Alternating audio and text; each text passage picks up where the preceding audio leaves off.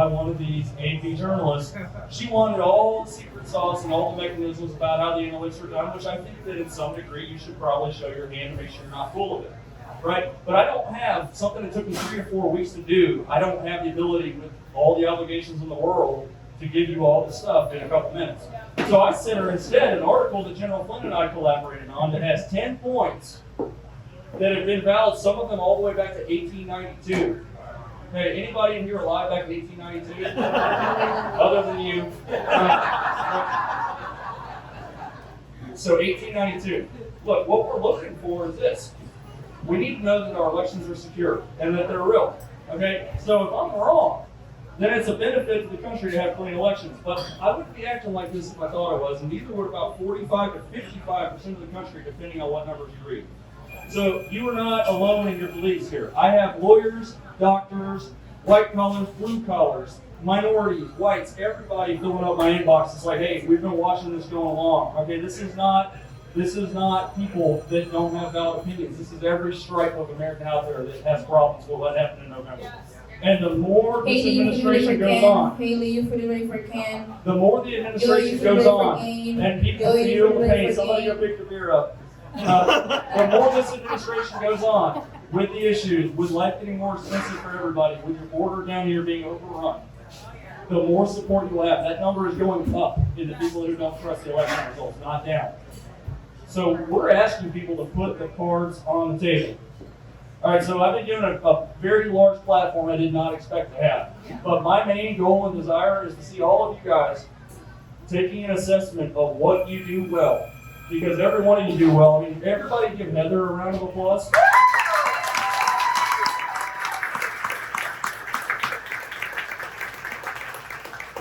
So Heather has this gift of management and organization. Okay, so if she's not going to do it, then who's going to do it? So if not you, then who? Okay, so every one of you does something better than the people to your left and your right. And when you do it, locally, you can do it in your church, you can do it in your local government, you can do it wherever. You're going to make a difference. We are suffering in this country under decades of apathy. Yes. Asleep at the wheel, the industrial power of the world after World War II. And mom and dad just let everybody go. Okay, so we have to stop that. So the time for sitting on the couch and hoping we can vote our way out of this problem is over. So I'm going to turn the mic over to Jeff. And I want to thank every one of you for taking time out of your life to come here, okay? We're here to encourage each other and to share truth, okay? This is a gathering of Americans. So when people look down on you and call you a conspiracy gathering or a Q gathering or whatever, okay, you're a gathering of Americans who have a stake in society that care about your state and your country.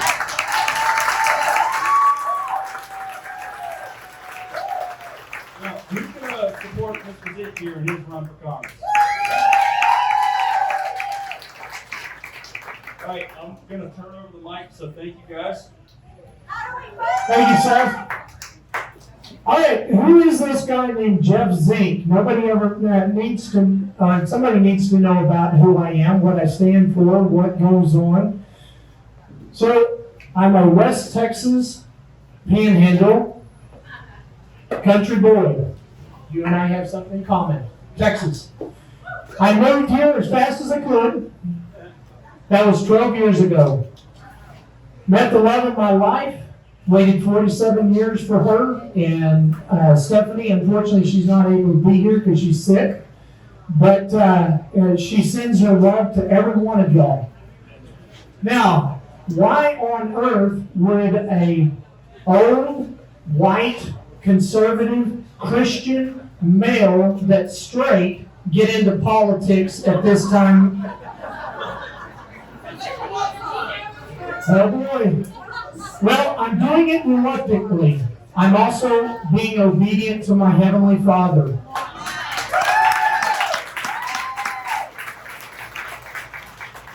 Let me tell you about my journey, how I got here. Cassandra, you feel ready for Angela? Cassandra, you feel ready for Angela? That wasn't it. 40 years ago, I was a defensive back at Texas Tech University. My senior year, I broke my neck.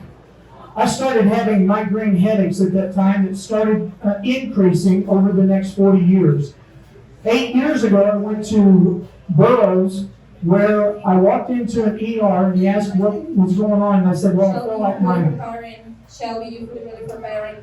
that Shelby was in my mind. No, that my head was about to explode. When they took my blood pressure, it was 248 over 198. That's how much pain I was in. Through that, the doctor said, what do you do for a living? Well, I was a college professor at Grand Canyon University. I was a curriculum developer. I was in sports medicine for 40 years. Owned my own business, and I was an NCAA basketball official. That's the one that saved my life. Because I was in such good shape, I was able to survive something that most 50-year-olds... Emily, you could ready for Kevin. Emily, you could ready for Kevin. That Kevin wasn't a part of it. The problem is that with me, God had a plan. What happened was that 3 years ago, I became 100% disabled. I could not function. The headaches were so bad that I couldn't read, write, do anything. I lived on a couch and a bed for 2.5 years. My wife actually watched me deteriorate over those times. Now, what happened on December 24th, I changed my prayer. You could ready for Joshua. You could ready for Joshua. That wasn't it. My prayer was, God, I don't want to live this life anymore. I want you, in whatever you decide, to do whatever you ask of me. I have no idea what that is, but your will, not mine. I will faithfully follow you. He showed up that night. He promised me that I will break your headaches, I will restore your health, and I'm going to send you to Congress to represent my people.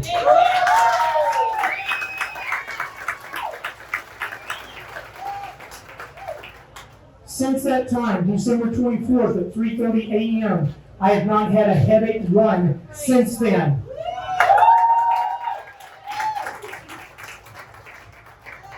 I have lost over 55 pounds. I'm not working out, but I've got shirts that don't fit me anymore. The other is that I am faithfully following my father into Congress to represent his people. Now, one of the things that I also left out is that I'm an ordained minister. I plan on taking the Bible and the Constitution to Congress to introduce them to something that they do not read or know about.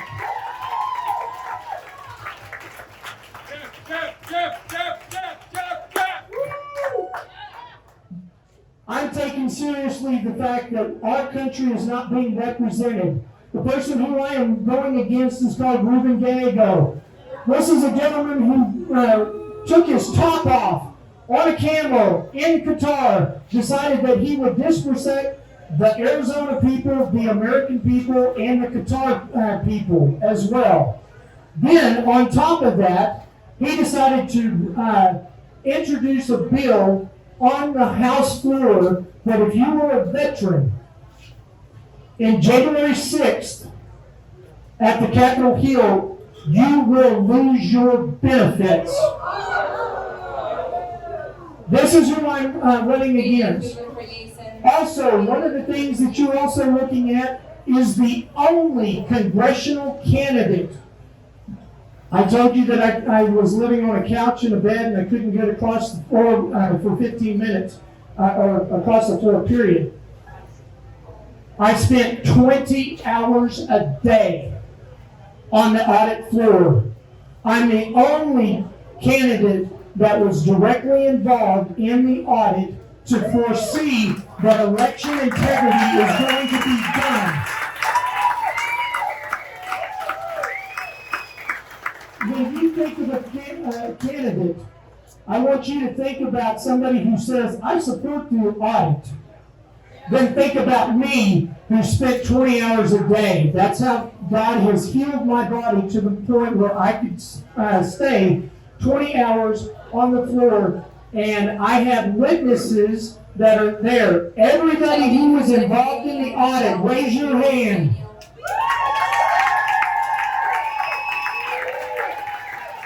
Let me ask you this. Was I there?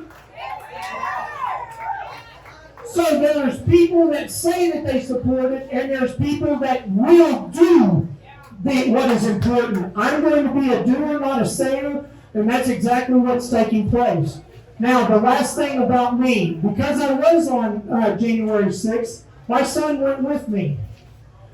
On February 4th at 3:30 a.m., his door was kicked in by 15 federal agents. He was arrested and spent 6 weeks in the prison. He is facing 37 years in federal penitentiary if he's convicted. I have a lot of skin in this game. If we don't take our country back in 2022, you're going to lose this country forever. We have got to get people involved that are going to take this serious and help people understand and wake up. That's where Seth comes in, where he can give us the numbers. The problem is our education system doesn't want to teach people with math or read or write or anything else. He learned it, and now he's uncovering something that we're trying to show the world how much corruption is taking place. That's who I am. I'm Jeff Zink, U.S. Congressional candidate for CD7. I need your help.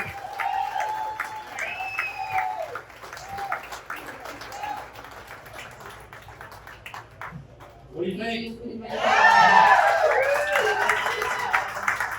So some of you guys, some folks are like, there's no point in voting if the elections are rigged. Well, of course, like one step at a time, we're going to get through this audit. But for your candidates, okay, it's really easy to spot a rhino these days. Okay, they're all going to go out every year. They're going to wear a shirt that looks like this because it looks good.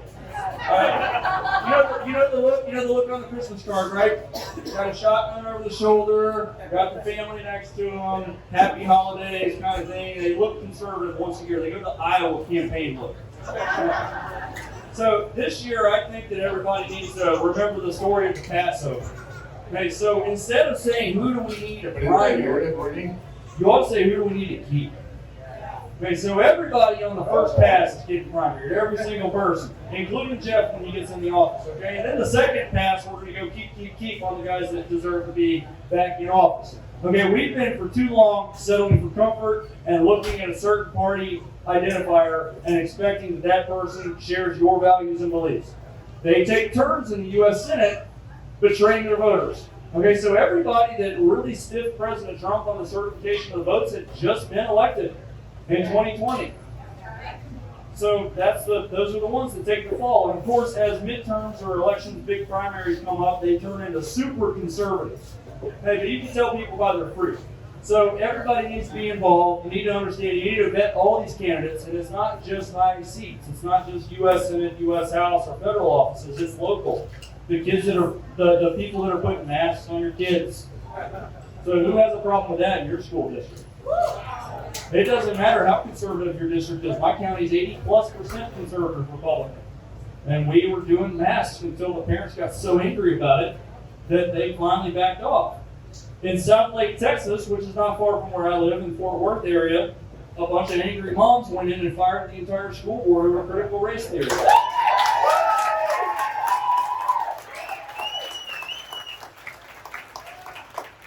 How many angry moms are there in here? You know how it is, like if you're a guy, you never want to fight. Right? So take some of that out on your school boards and your local officials, all right? So who thinks President Trump carried Arizona?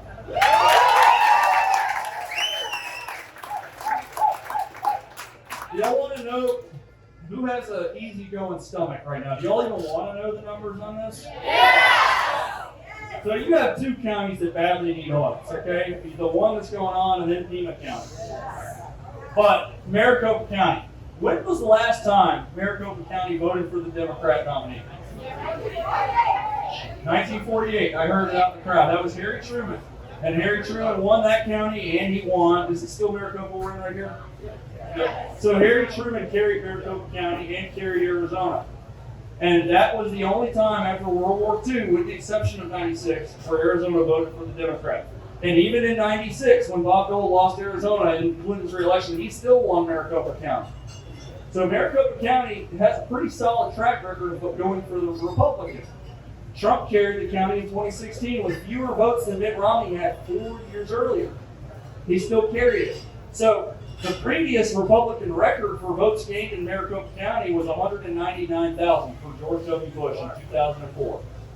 Trump gained 250,000, only to lose the county for the first time in 1948 because Biden was 300% higher than the previous Democrat vote gain. But you've had this drumbeat going on for years that California is moving into Arizona and Texas. So somebody tell me this: how is California going to perma blue Oregon and Washington, flip Nevada, put Arizona purple, flip Colorado, and put Texas on a 10-year plan, and double their own Democrat votes in 20 years? Right. So both of these things can't be true. But I understand that you guys want to ask some questions. Is that true? Okay. We're going to shut up a little bit and let y'all talk.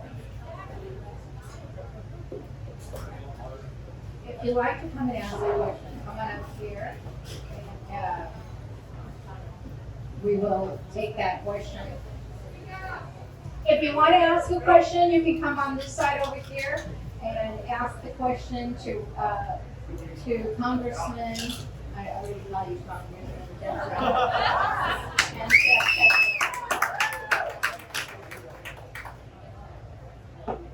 I just want to give you a shout out for giving Iowa a perfect score. I'm an Iowa boy, but I've been here for 35 years. So Iowa did it right. It went to Trump. I don't know what happened to D.C.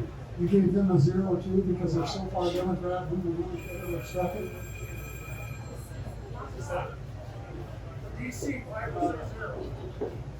I love that phrase about Iowa. Is this heaven? No, it's Iowa. So my analysis covers trends. So as an intelligence officer, the very first thing that intelligence officers look at is what is openly available to you. 70% of what enemy fighters in places like Iraq and Afghanistan know about U.S. forces is open source information. So that includes a soldier taking a selfie in front of the dining facility and posting it on Facebook. And then you have contractors from the villages that see the picture and they go out in their villages and for money, they tell people just how far that dining facility is from a wall, and then using photos, they can figure out where exactly to lob mortars. This is why you have this thing called OPSEC, operational security, where military units harp on that. So we don't need to give people more information than they need. It can also come from the failing New York Times when they talk about troop movements, so the enemy can make an idea of what U.S. strength is going to be in a given area based on what they can find right in front of their face. So who has been called by a pollster in the last two election cycles? We had a big Senate race here, and then of course we had the 2020 election cycle. And who hangs up on pollsters? So there's this thing called social desirability bias. That is, you're a suburban woman, you've been convinced that you're not supposed to think a certain way or vote a certain way, so you don't know what candidate you're voting for. Or I'm going to vote for the other guy, and you get these polls that are like 43 to 39. Which makes 82. So where's the other 18%? So polling is no longer a reliable source of predicting elections. Trend analysis is time tested, and it's also the kind of stuff I use to pick 50 out of 50 states right in 2016. Okay, so what they're going to do is they'll come out with articles, thanks to the release yesterday, they'll come out with articles saying, well, this is a Q conspiracy theorist, he's related to so-and-so. But these are the political experts that said Biden would carry Wisconsin by 17, or Clinton would have the Electoral College with 350 electoral votes. Right? They have zero credibility. They're the voice of liars. Right?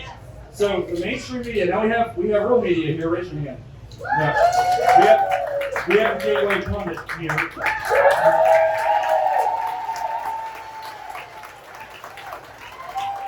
So when I have Miami-Dade County colored in green on my chart, and it suggests low or no fraud, I'm telling that in terms of trends, because the county showed me a 2.5-point move in Republican registration, which corresponds with the margins in the county. Historically, you can verify every single thing I tell you, and I want you to.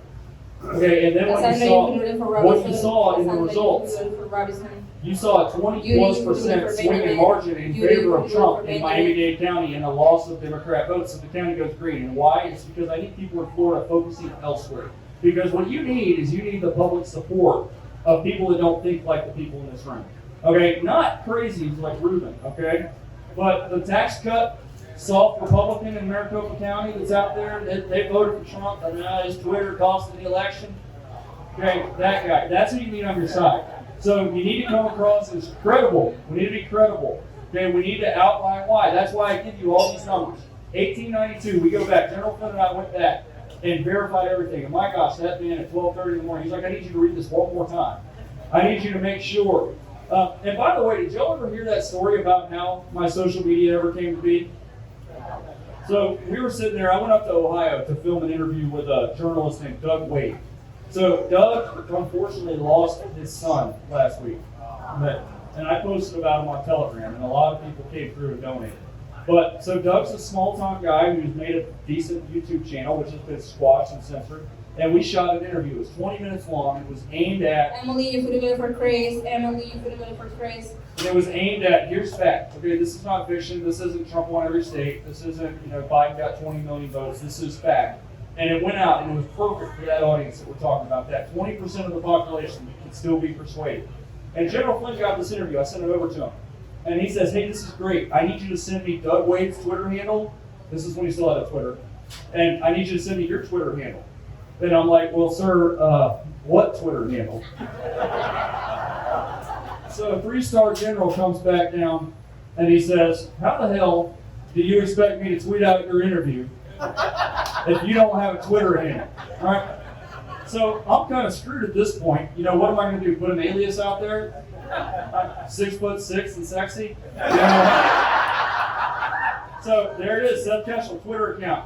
General Flynn, retweet or tweet, okay, with my handle in there. 60,000 followers later in 2 days, I had a Twitter account, which has since been slashed in followership and censored. So then I found Telegram, and I found all these great folks. So that's how I came to be on social media. So that's a great platform. If you guys are not on Telegram, you're missing out. It's great for collaboration and research and organization. Heather put this event together on 5 days of notice, and really probably 3 after we finally locked all the details down. So that's a testament to her, okay? So look, when you run for governor some years from now, that's a pretty good partner to run with, okay? All right, so that's how it came to be, and I'm gonna go for the next question.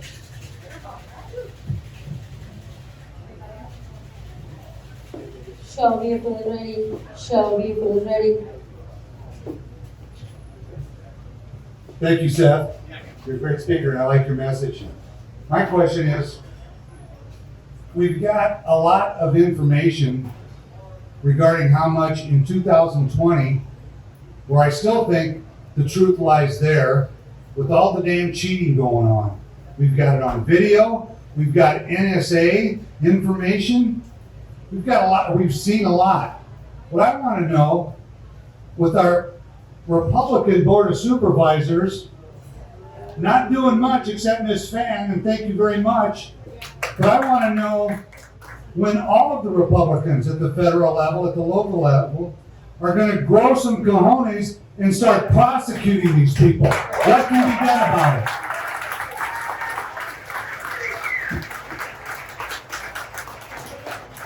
All right, so if not you, you.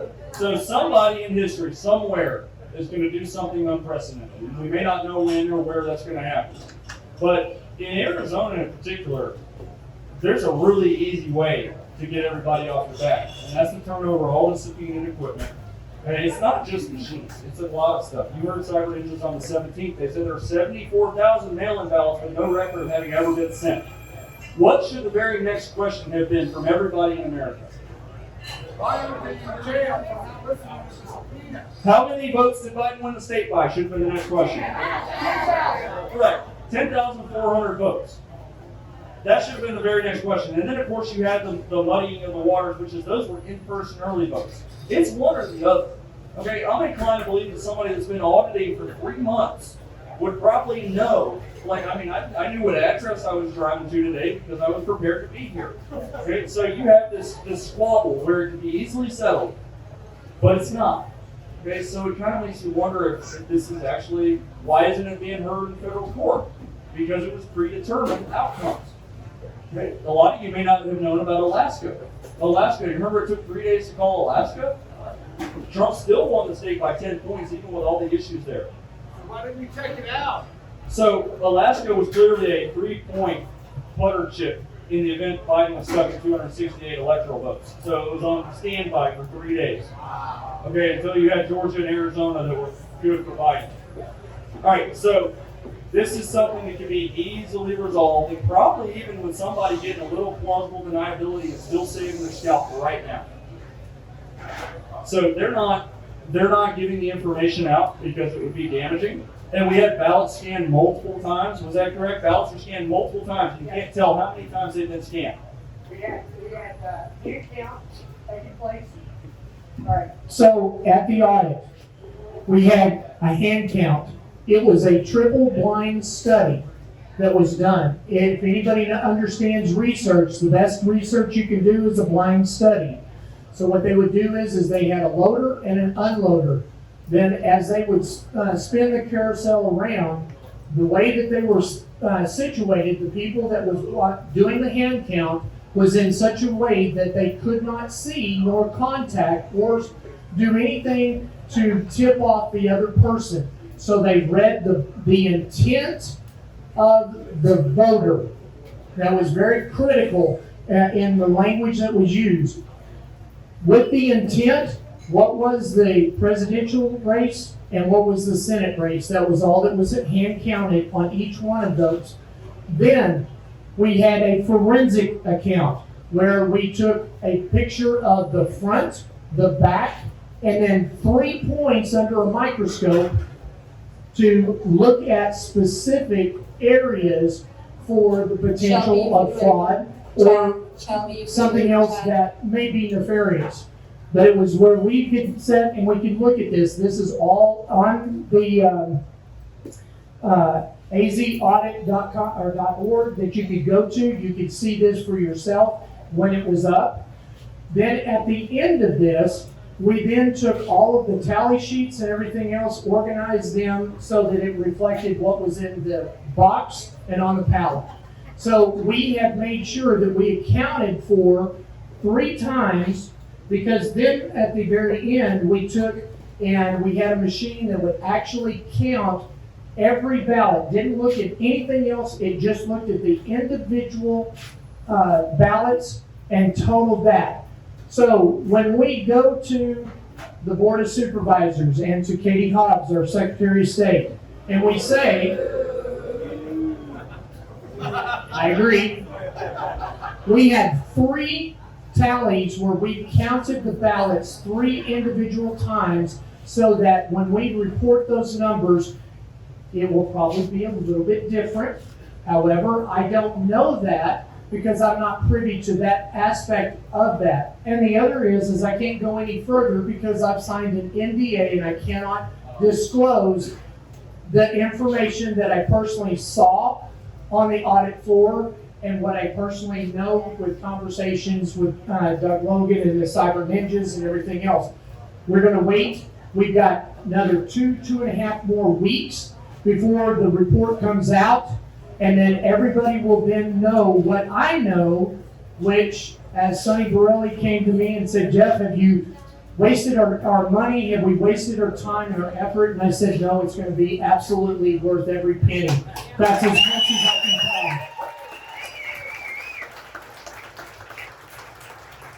So speaking of Iowa, I didn't find anything that matched an issue with Trent. So I'm saving people money and time. All right. So this is not me being unfair. We got 2 counties here that really need to look. Pima County is definitely one of them. So y'all in Pima County get after it. Mark Finchem's after that one. Yeah, he's running for Secretary of State. All right. Anybody want to grab another question? Okay, actually, I have a couple questions. First, for you. Sorry.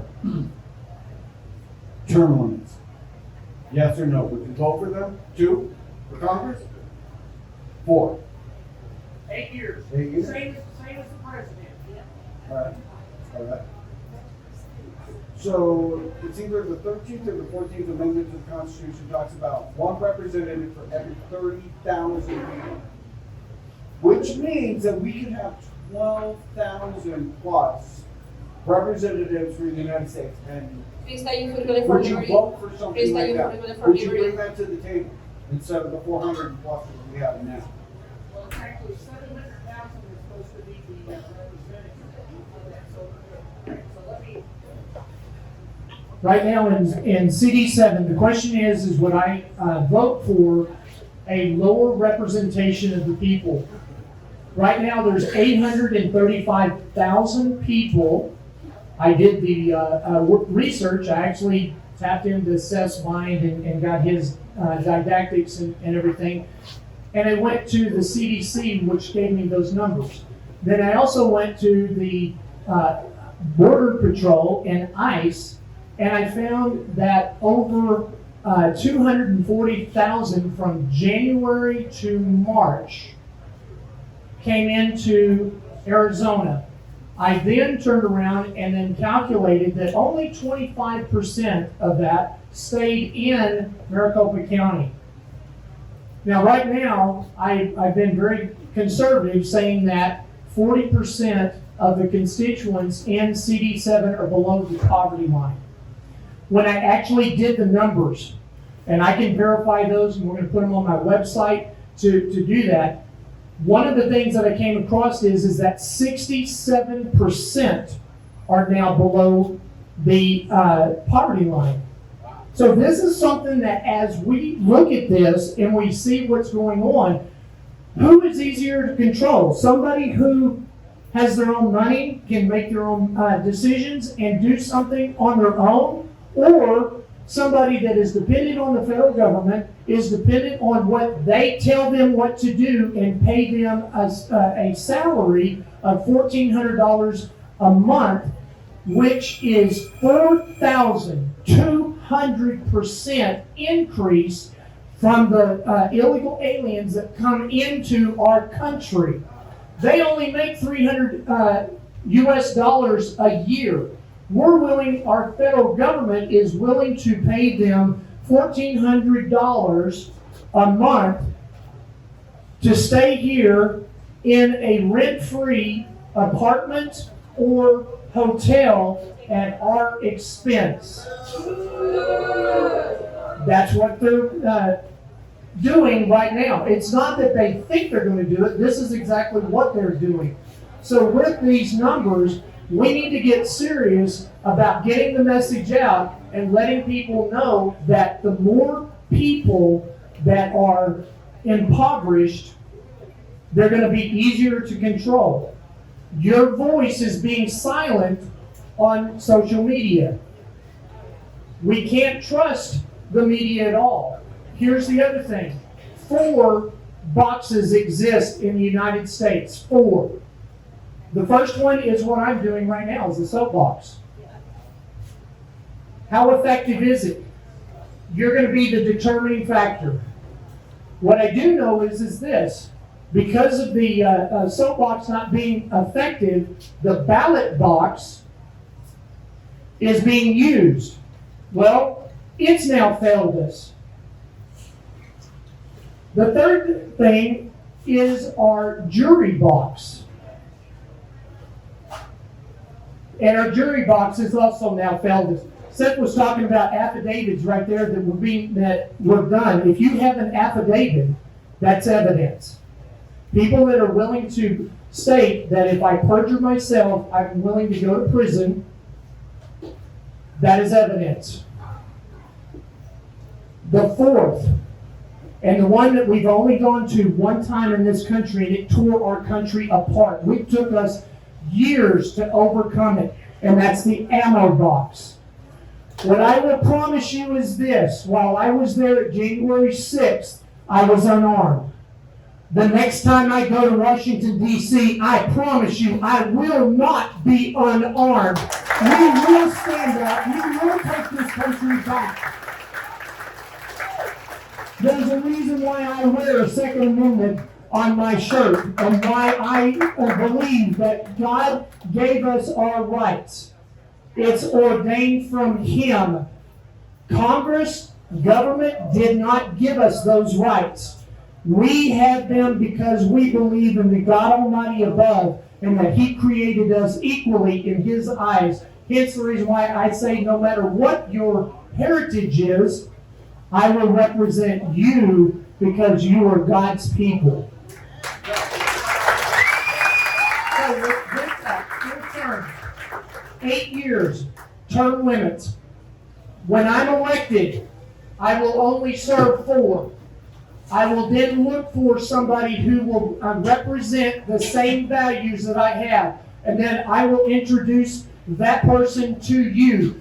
And I will groom them so that they understand that the Bible and the Constitution is the only thing that represents us in Congress so that they can represent you as the people. Again, I represent you.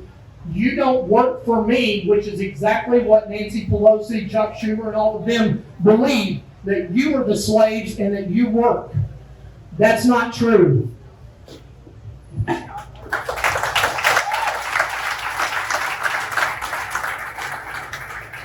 12,000 representatives in Congress.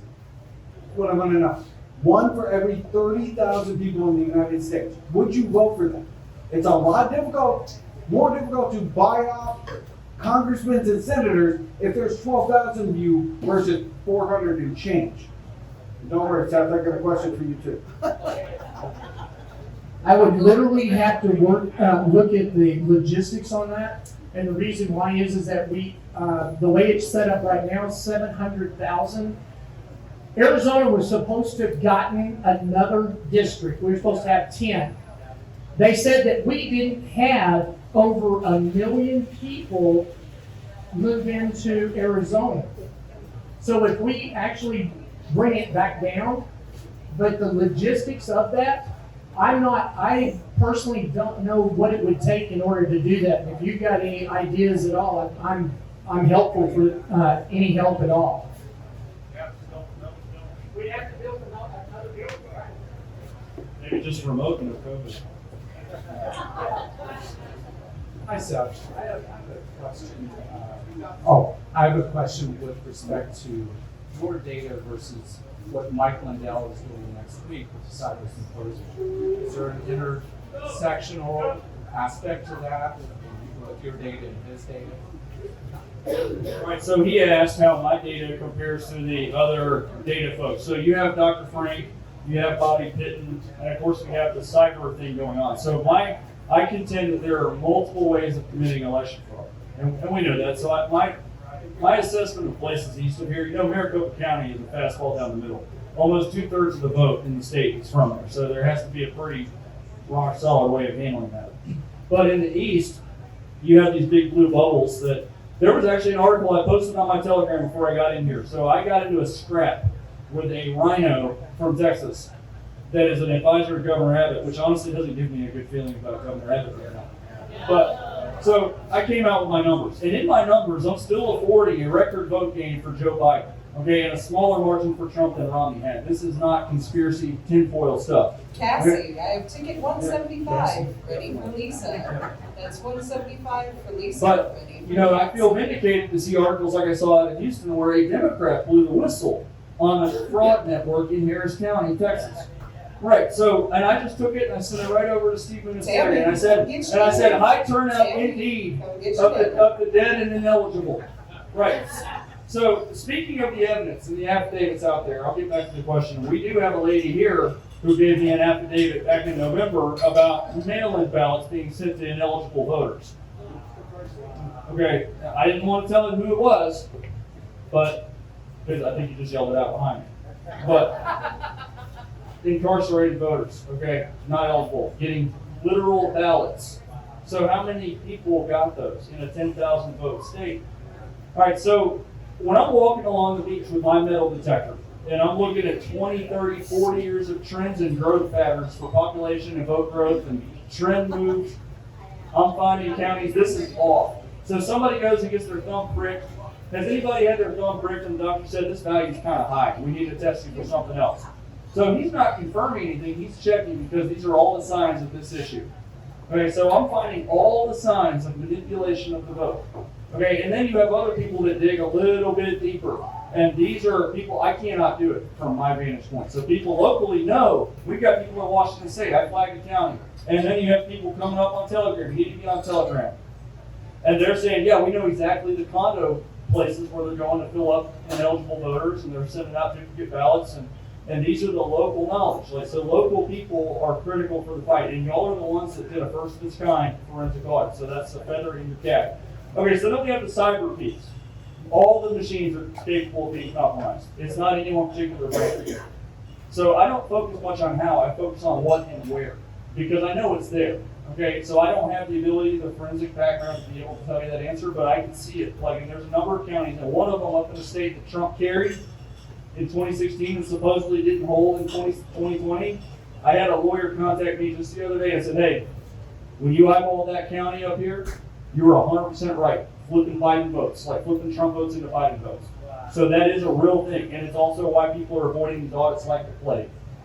Dr. Frank's information. So my specialty is making numbers make sense to normal, everyday people.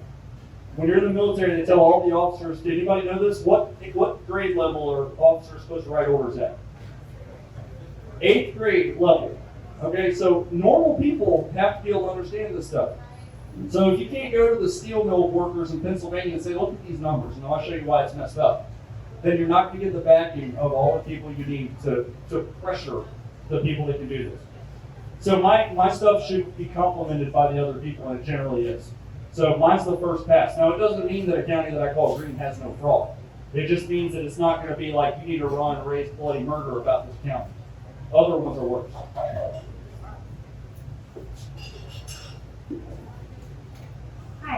Hi, my name is Allie Schultz. I'm a constitutional attorney, and for the last year, I've been legal director at American.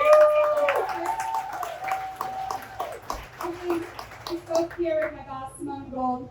And thank you so much for being here. I actually have a couple pharmacists with me that are going to be rebuilding pharmacy in Arizona as well.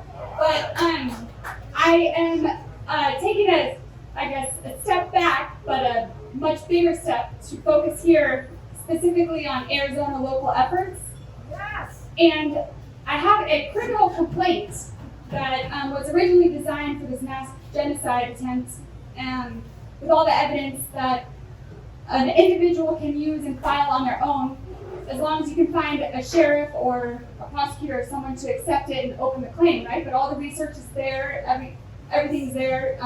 There's probable cause. We have ticket 173. So what I'm wondering for you, Misty. you signed an That's NDA, I'm sure you 173 have, for but Misty, ready for Emily. could we potentially, all these people want to do something about this election here in Maricopa County, and can we, this is criminal acts. What Katie Hobbs did, what the Maricopa County Board of Supervisors has done, this is criminal.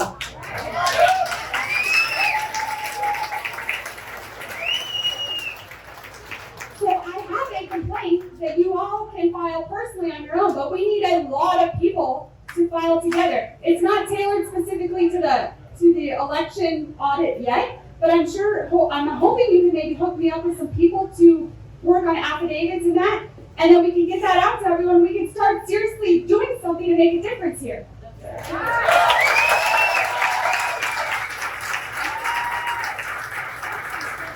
Did I mention angry ladies in the house?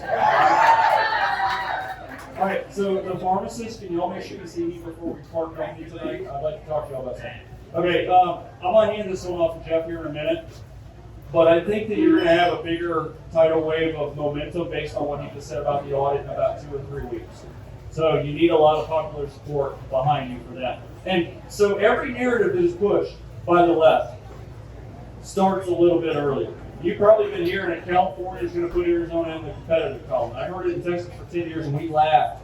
We laughed about it for a while because they were still blowouts.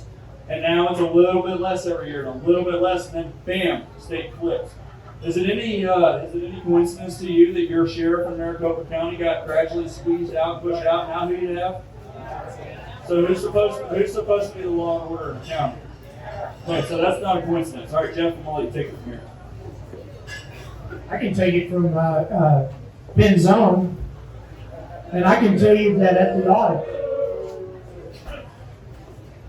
that there was not a single deputy sheriff from Maricopa County protect any of the audit people on the floor. Not a single one. I can attest to this. We had sheriffs from all over the country at their own expense come down here to protect the women and the men that was at the audit.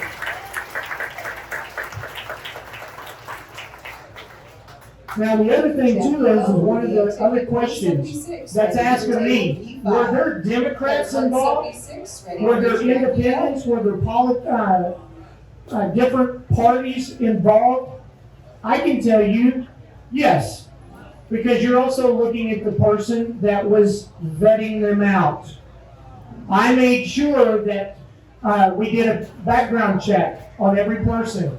We did a social media background check, and we did a criminal background check on every person that went on the floor. We wanted integrity at all levels to make sure that the people that were involved were represented of every party.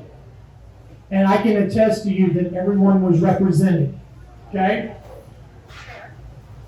So one of the other things is with this audit, if you don't understand how serious it really is, I'm gonna pick on Jordan here from Gateway Pundit. Hey Jordan. That's Jordan. If you don't know about what happened with him, let me tell you something. Michelle, Eugenti, Rita got on the stage at the Trump rally. And guess what? She got booted off, just like I mentioned her name. That's what happened. This is what you do to rhinos. Now, for that, Jordan, which you will never have from me, if he asks me a question, I will answer it. What she did to him was criminal. Not only did she have him thrown out of the Trump rally, but then when Kelly Townsend came in and vouched for him, then they went and arrested him, correct? And he's also facing a misdemeanor and $900 fine. Is that right? Originally? Oh, we screwed up. All right, yeah. All right. So the Democrats and the Republicans that are in name only, that's a rhino. Oh, we screwed up. Well, you've been screwing up too long, and we've got to take y'all out.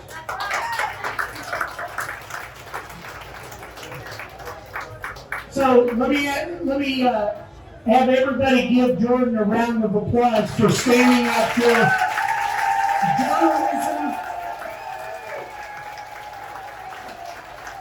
and making sure that people are kept honest that are trying to be dishonest.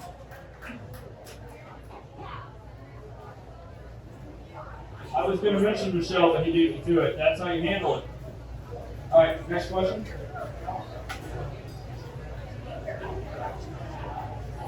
When the results come out with this audit, would you walk us through it step by step? What is that going to look like?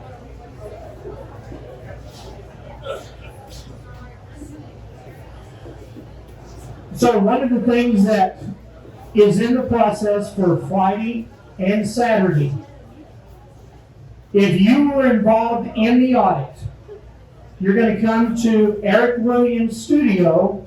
You will have an opportunity to give a 2-minute testimony as to what you saw. That's not breaking the NDA because it will not be announced until the Senate hearing when he releases that information. So you're going to be able to tell your story, and if you don't know the information of where to go and what to do and everything else, get with me after this is over with. And then we can make sure that your testimony is heard. They're going to do a montage before he presents the information from the people who actually witnessed firsthand what happened, and then he's going to introduce that information. When they do, it will be step by step exactly what we've already come out to do, which is 74,000 votes came back with no idea they were ever mailed out. That shows fraud right there. So what we need to do is we need to take a look at that. And we have, when you take a look at everything that we've already seen in the audit, Biden won by 10,000. Just that one is 7 times higher. So we need to understand that when we are going to the ballot, when we are looking at what's taking place, we got to think people like Seth, who's showing us in our terms. Not everybody has the doctorate and the knowledge there, but my mother did the greatest thing to me, which was, you've now graduated, you have all this information that you can say these big words. But she told me, if I don't understand what you say, you're of no use to me. So what I'm going to promise to do is that I will explain it to where you understand it, not the way I understand it. And that's what Seth's going to do, is he's going to explain these numbers so that you understand it, and that we can actually come to a conclusion as to what happened, because that's where we're at. Absolutely. Okay, so is there anybody else that wants to ask any questions? Okay. Jackie O, I have ticket 170 now. Most of That's these, ticket 170, ready for Jackie O. most of these audits and stuff focus on the president race. What about the down ballots? Did you consider the down ballots in all this? All right, so he asked what I thought about down ballot races across the country. I believe that the Republicans hold a legitimate House majority. How big, I'm not sure how big, but I know personally people that I've talked with. Sean Parnell in Pennsylvania is a veteran that ran up in the steel area, and he got rigged out of his race just with Trump, okay? We had a guy named Nick Freitas in Virginia who got cheated out of Culpeper County. A number of Congress people all over the place. So I believe the Republicans have a majority. Why do I believe that? Because we have, for the first time ever in an electoral landslide, so 306 electoral votes for Biden. The last 3 presidential landslides have had 34, 16, and 14 seats come with the president's party. Okay, so Biden supposedly won this electoral landslide, and the Democrats lost 13 seats. They didn't knock out a single Republican incumbent, not one. So I think the Republicans would have won the House in a fair election, and I also think the Republicans have 4 to 5 Senate seats that they would have won. So it depends what comes out of here. So McSally ran 2.5 points behind Trump. So if it's as many votes as my brain tells me is, then McSally likely won her race. Okay, as weak as she is. Okay, so y'all need to nominate somebody a little bit more convicted next time. All right. And then I believe that in New Mexico, Ron Petty next door to you, he ran 4 points ahead of Trump. I think he won that seat as well. David Perdue in Georgia, 14,000 extra votes on election night kept him below 50%, and he had to go to a runoff where they rigged both of those Senate seats. Kelly Loeffler deserved what she got. All right, and then you have Jason Lewis up in Minnesota and John James in Michigan. So those are the 5 Senate seats that I think they have. So yes, absolutely down ballot, and God knows how many local seats that were won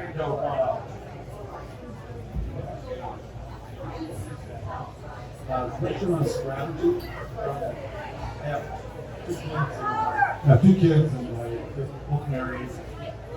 They're families, both conservative. Emily, you have ticket 187, ready for Scott.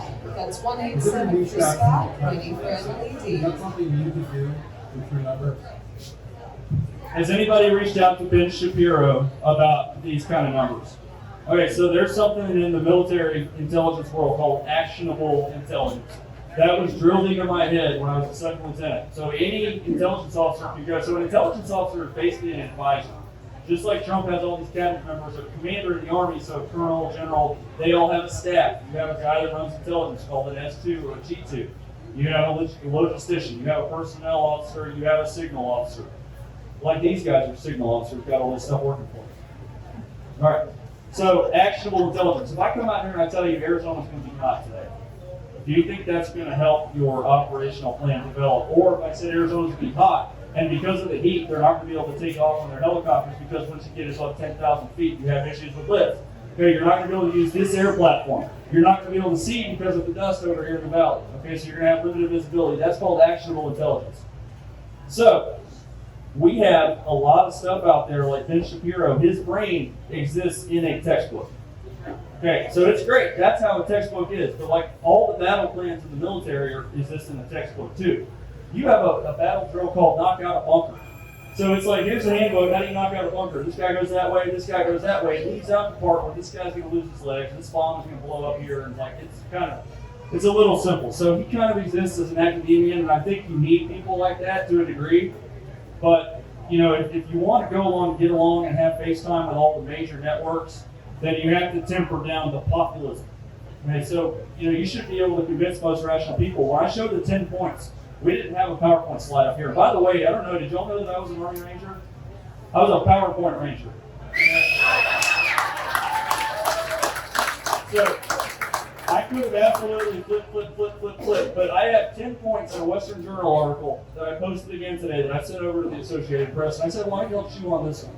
And there are 10 points that anybody with a brain should at least say, we should audit this. That's it. That's what we're calling for. So does that answer the question?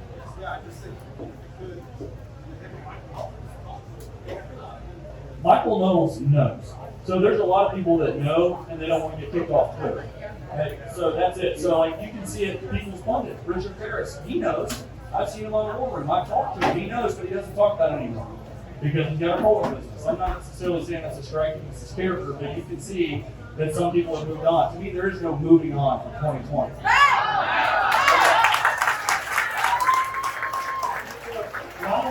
Why don't we consider, I'm going to give you all a book recommendation, okay? Download it on audiobook. It's kind of dry, but it's a great book. And enemies of this country are going to call it a conspiracy book, but it is just like my facts. It's straight up to the point history. It's called The Fourth Turning, Turning, and it's by Howland Strauss. And it's a generational cycle book that shows every 80 years in the West, society basically turns over. The last time we had a fourth turning, which is a crisis period, was in the mid-1940s, which is World War II. And then 80 years before that was the Civil War and Reconstruction. And 80 years before that was the end of the Revolution and the founding of the Republic. And we are now 80 years after the end of World War II. So you are in a crisis period. And what comes off of the audit could reveal, for the first time in history, a state wrongfully awarded the Electoral College. Can you imagine that? So we probably had it happen before, but we never pursued it, never confirmed. So we've had a couple of these states. We had Hawaii in 1960, and we had Illinois in 1960. But now, if that comes off, and this is the first time we've ever confirmed that you have a state that was wrongfully given in the Electoral College, that's a national constitutional crisis with no precedent. So when you ask me what I think is going to happen, I can't see any further than the day in front of my face, literally. It's one step at a time. And you can gauge success in many different ways, and the first and foremost success is to get the truth out there. Then you can worry about the rest of it later. Did you look at the numbers at Lynn Wood's race? Did he really lose? Jackie, I have ticket number 193 ready for you. Jackie, 193. So did I look at the numbers at Lynn Wood's race for South Carolina Republican Party chairman? Well, Jason, I want you to know that Lucian Lincoln Wood contacted me to do some analysis.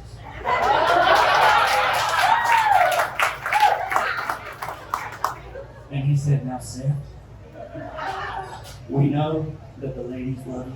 And we know that you command these numbers, and you have your red and yellow and green counties. And I need to know where the fraud is going to be coming from. So now, I did look at it for him. Okay, it's an obvious thing. Where do rhinos live? They live in the big congested urban areas generally, and your fire breathers are from out a little bit. And they award their delegates differently in different weights by different counties. It's kind of hard to keep up with that. So people sometimes ask me to assess governor's races, house races. I can't. The most predictable elections are presidential. That's why they call it political science. And that's why you took the class, because it is literally a science. You have these registration trends, and they are absolutely bulletproof. So, yes, I looked at it. We don't know. But 100% they didn't want it. That's for sure. Okay, we know people register to vote, and we hear all the time, all these votes are here, but there's a lot more votes than people who are registered. Can't they figure that out? It's odd.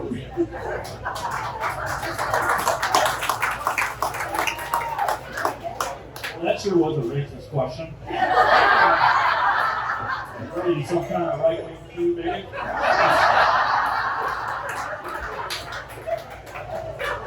Basically, so you can look up Doug Ducey's lawyers' arguments against my statistical information in the Arizona case.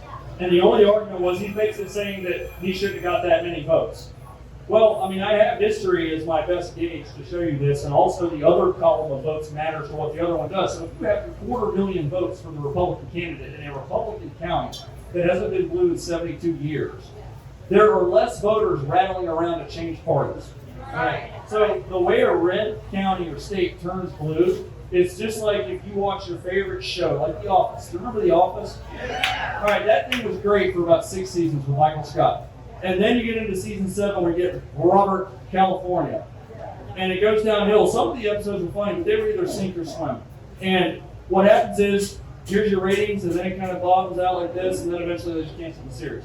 When a party goes out of style in an area, like Colorado's Republican Party, we have ticket when people stop following that party and supporting that party, you see it in the numbers where it stops. So all the numbers for Romney in 12 and Trump in 16, thanks to all the third-party throwaways and never-Trumpers, they were flat. And then you have this massive increase. So no president since 1892 has ever gained a vote and lost re-election.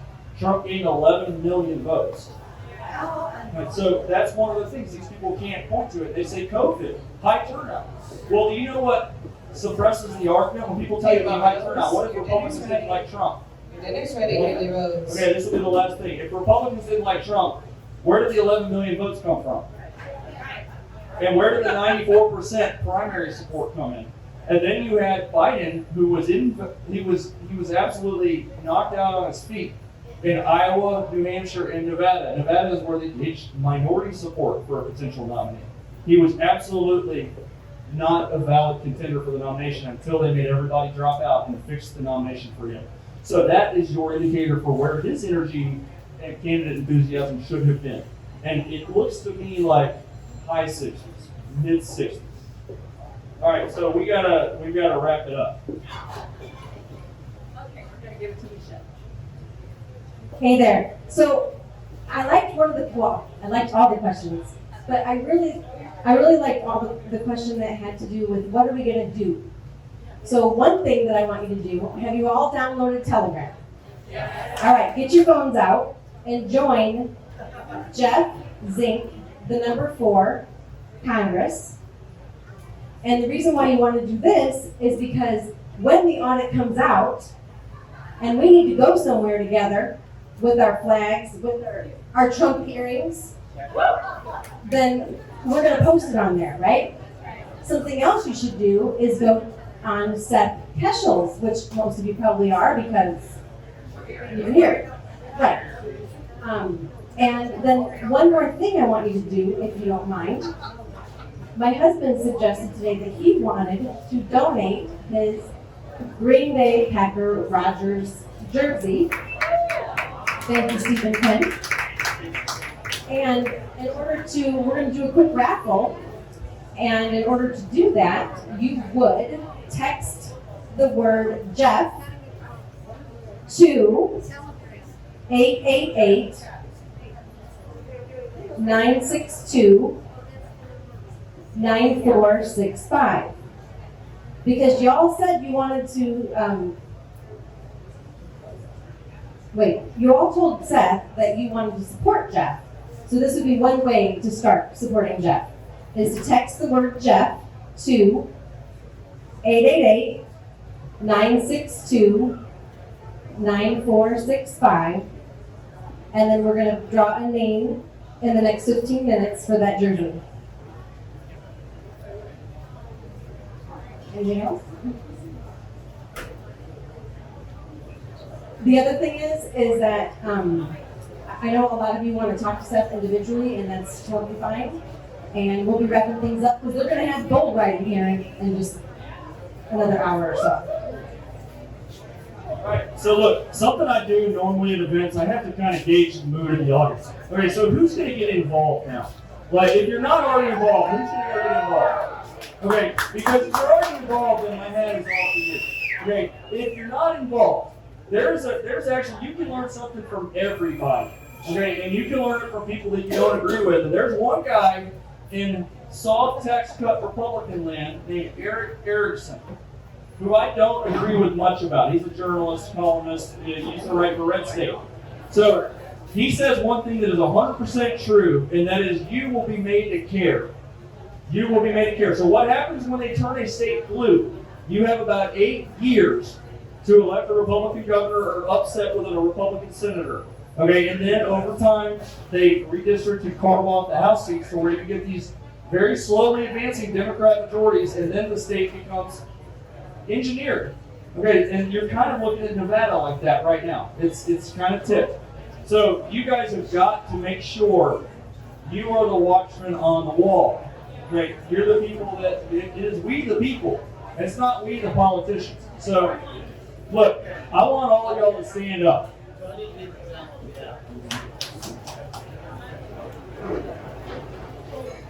All right, whose job is it to maintain this country and to maintain our liberties? Right?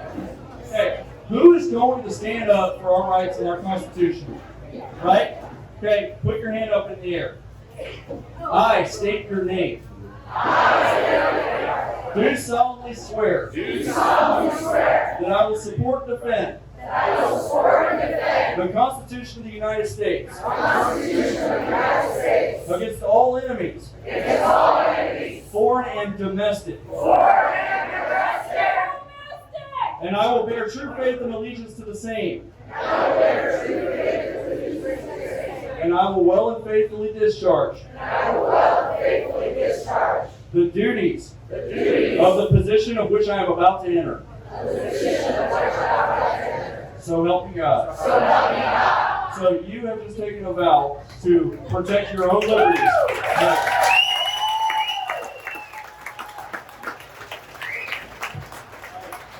Alan West taught me that. I liked it.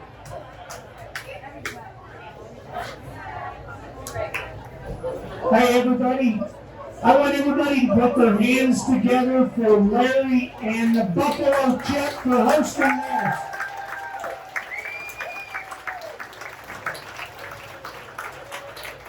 Thank you for coming out. Thank you for the fact that you supported a business that believes in your freedoms. The other thing that I also want to acknowledge, which I always said that I would do, the reason why we have an audit is because of Shelby Bush and Steve Robinson, We the People AZ Alliance.